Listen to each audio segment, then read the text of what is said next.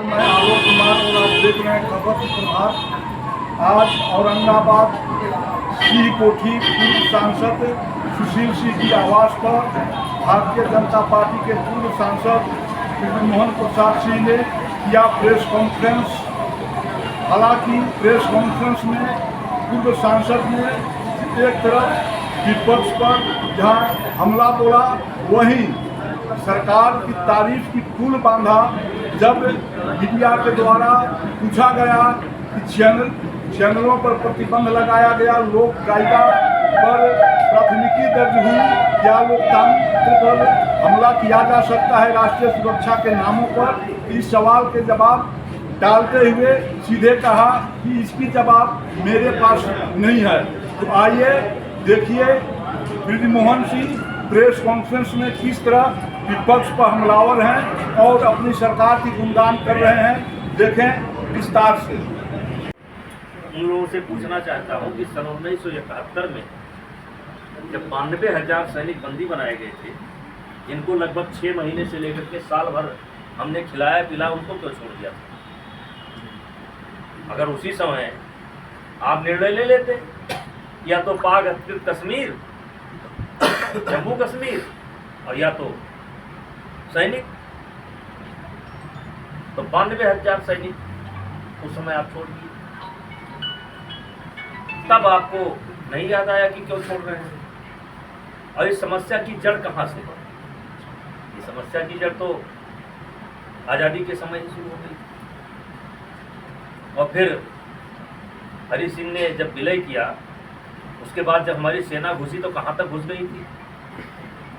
पाकिस्तान लाहौर तक कितना दूर बचा था? तो उस समय आप क्यों चुप रहे?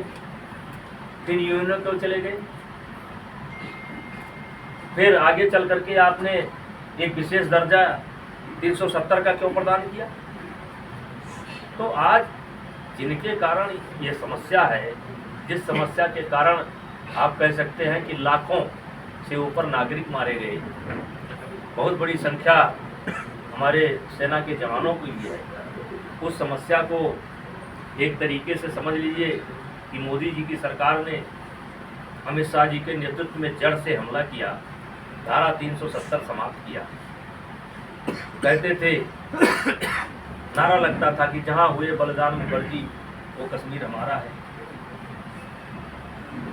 लगता था कि कोई सपना हम देख रहे हैं कि वो कश्मीर हमारा है। आज धारा 370 समाप्त हुआ।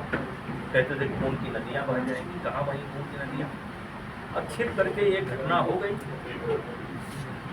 वैसे तो कहीं भी घटना हो सकती है छिप करके, क्योंकि अब तो वहाँ का वातावरण ऐसा हो चुका था कि बच्चे अपना गाड़ी उठाते थे, फैमिली बैठाए चले जाते थे। कर लिए, लेकिन करने के बाद भी इतने ज़बरदस्त तरीके से हमारे प्रधानमंत्री जी ने गंभीर हुए, गृहमंत्री जी गंभीर हुए, सेना को खुली छूट दिया। जिस तरीके से मिसाइल अटैक हुआ, मजहर असूद जो कहता था कि हम हिंदुस्तान की सांस बंद कर देंगे, उसके परिवार के खुद 14 लोग मारे गए। वो मिमिया रहा था पहली बार की अच्छा होता हम भी मारे जाते, और इसके बावजूद उनके अड्डे नष्ट कर दिए गए, उनका पूरा डिफेंस सिस्टम चौपट कर दिया गया। तो उसके बाद अगर ये शांति के रास्ते पर आना पड़ता है, ठीक है, अब जैसे आगे वो हरकत करेगा वैसे बोलेगा। पूर्व सांसद महोदय, उत्तर प्रदेश में अखिलेश सिंह यादव और बिहार में तेजस्वी यादव राजपूतों पर हमेशा अक्सर हमला करते हैं, और आप देश के बड़े राजनीतिक नेता के रूप में उभर रहे हैं। इस पर आप क्या कहें? सरकार अब जाति गिनने जा रही है।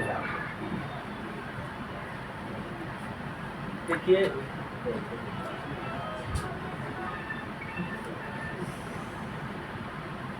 एक तो मुझे केवल राजपूत तक सीमित था।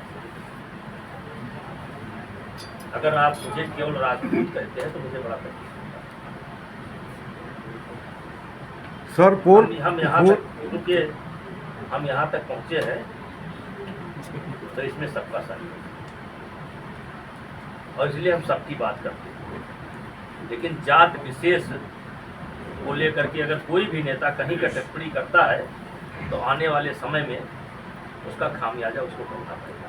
सर 4 PM चैनल पर प्रतिबंध लगा दिया गया और निहार सिंह राठौर पर FIR दर्ज कर दिया गया। क्या राष्ट्रीय सुरक्षा के नाम पर लोकतांत्रिक शक्तियों को दमन किया जा सकता है? इस पर मैं कुछ आपको प्रकाश नहीं डाल सकता।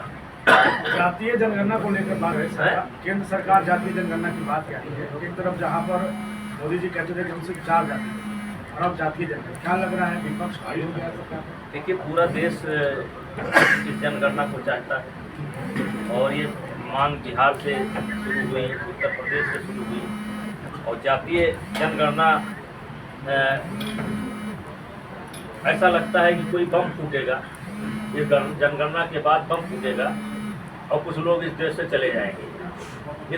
इसको इस प्रकार से हुआ बना करके काम किया जा रहा है और सबकी मांग थी, केंद्र सरकार करा रही है, देखा जाएगा कौन सा बम फूटेगा। जातीय जनगणना के बाद कहा जा रहा है कि प्राइवेट नहीं, जातीय जनगणना के बाद बम फूटेगा और हम लोग इस देश से बाहर चले जाएंगे, यानी सवर्ण इस देश से बाहर चले जाएंगे, हमारे लिए कोई अलग देश बनेगा। विपक्ष का कहना है कि अरे हम आपका जवाब दे चुके। जातीय जनगणना के बाद एक बम फूटेगा और सवर्ण जो इस देश के अंदर है वो आसमान में चले जाएंगे। हो गया, इससे बड़े जवाब नहीं। प्राइवेट अब हो गया यार, तो आ गए, अब बता रहे हो आरक्षण। चलिए आप हम लोग के बीच आए, अच्छा लगा। कैमरा बंद करो। पहले टीवी वगैरह में सुनते थे।